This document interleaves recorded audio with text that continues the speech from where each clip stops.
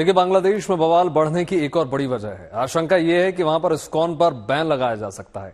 ISKCON के खिलाफ वहां हाई कोर्ट में याचिका डाली गई है और कोर्ट में सरकार के वकील ने यह बेतुकी दलील दी है कि इस्कॉन एक आतंकी संगठन है। आप खुद सोचिए, जो संस्था समाज में शांति और भाईचारे के लिए काम करती रही है, उसे लेकर बांग्लादेश में जो माहौल बनाया जा रहा है वो चिंताजनक है। आपको बता दें कि इस्कॉन का पूरा जो नाम है वो है international society for Krishna consciousness.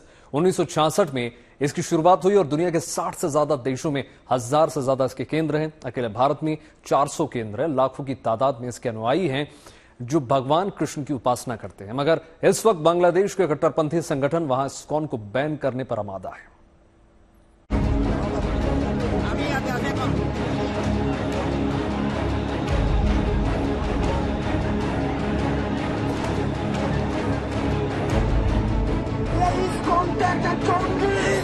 যারা গত 16 বছর ধরে ছিল এই স্বৈরাচারের সঙ্গে। शेख हसीना सरकार की विदाई के बाद बांग्लादेश में कट्टरपंथी बयान है। वो ताकतें जो अभी तक हाशिए पर थी अब खुलकर खेल रही है, नफरती एजेंडे को तेजी से आगे बढ़ा रही है। अल्पसंख्यकों खासकर हिंदुओं के खिलाफ नफरत का माहौल बनाया जा रहा है और उसे सरकार का मौन समर्थन है।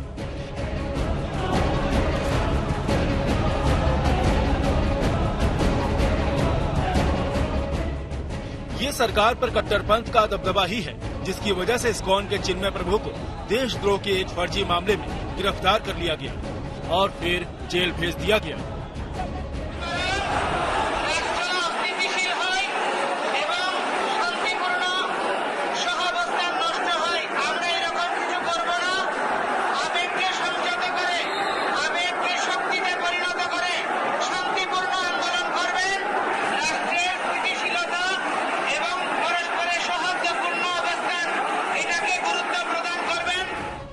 लेकिन बात यहीं खत्म नहीं होती।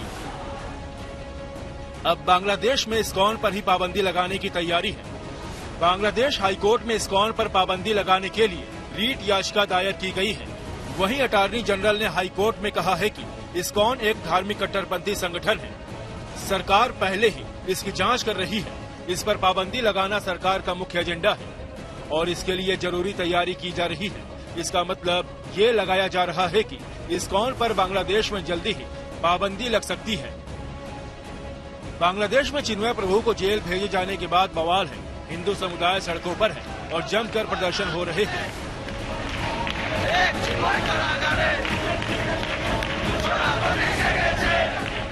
इस बीच एक वकील ने हाईकोर्ट में इस्कॉन पर पाबंदी लगाने की याचिका दाखिल की, जिसे हाईकोर्ट ने मंजूर कर लिया।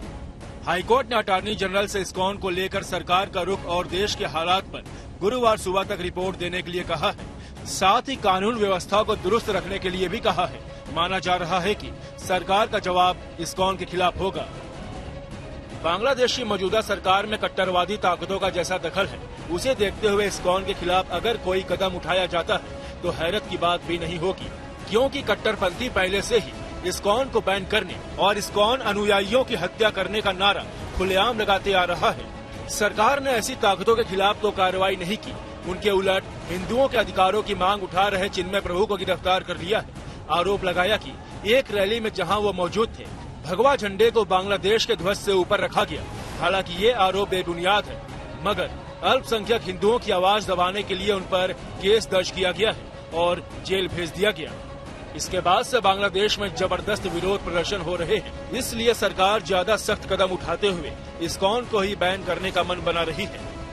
ये बांग्लादेश की त्रासदी नहीं तो और क्या है कि एक शांतिप्रिय और सामाजिक काम करने वाले संगठन पर बैन लगाने की तैयारी है, जबकि बांग्लादेश के दुश्मन रहे कट्टरपंथी ताकतों को शह दी जा रही है। मोहम्मद यूनुस की सरकार ने जमाते इस्लामी से पाबंदी हटा दी है, जिसने बांग्लादेश के 1971 के मुक्ति संग्राम के दौरान पाकिस्तान का साथ दिया था। सरकार ने तर्क दिया कि जमाते इस्लामी की आतंकवादी गतिविधियों में सीधे तौर पर शामिल होने की कोई सबूत नहीं है। जाहिर है, बांग्लादेश में इस वक्त कट्टर इस्लामी गुटों का दबदबा है, जो हिंदू धर्म के प्रसार के नाम पर इस्कॉन को निशाना बना रहे हैं। हिफाजते इस्लाम जैसे संगठनों ने अल्टीमेटम दिया है कि अगर इस्कॉन पर प्रतिबंध नहीं लगाया गया तो वो इसके भक्तों पर हमला करेंगे। बयान दिए जा रहे हैं कि इस्कॉन भक्तों को पकड़कर मार देंगे। हमने ये भी देखा कि इस्कॉन हमेशा लोगों के दुख सुख में खड़ा रहता है। आज तक 8 बिलियन फ्री मील्स इस्कॉन ने पूरे विश्व में सर्व किया है। 8 बिलियन। इतना सर्व करने के बाद भी हम लोग कभी अपना ढाल नहीं ठोकते हैं कहीं। और कोविड के समय में भारत में 15 करोड़ लोगों के साथ बहुत डिफिकल्ट सिचुएशन है। मैं खुद सवेरे निकलता था और हम लोगों को दाल चावल अलग अलग इलाके में जाते थे अपनी स्वास्थ्य की फिक्र किए बिना। बांग्लादेश में भी नेचुरल कैलेमिटीज जब भी होती है और होती रहती है, वहां पर हमारे इस्कॉन भक्त बिना किसी की धर्म जाति देखे वहां पर जाके वो सेवा करते हैं, उनको सर्व करते हैं।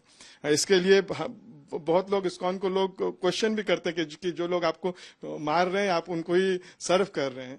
तो ऐसे शांति प्रिय ऑर्गेनाइजेशन के ऊपर में इस तरह का लांछन लगाना बिना किसी तथ्य के, ये बहुत ही दुखद है।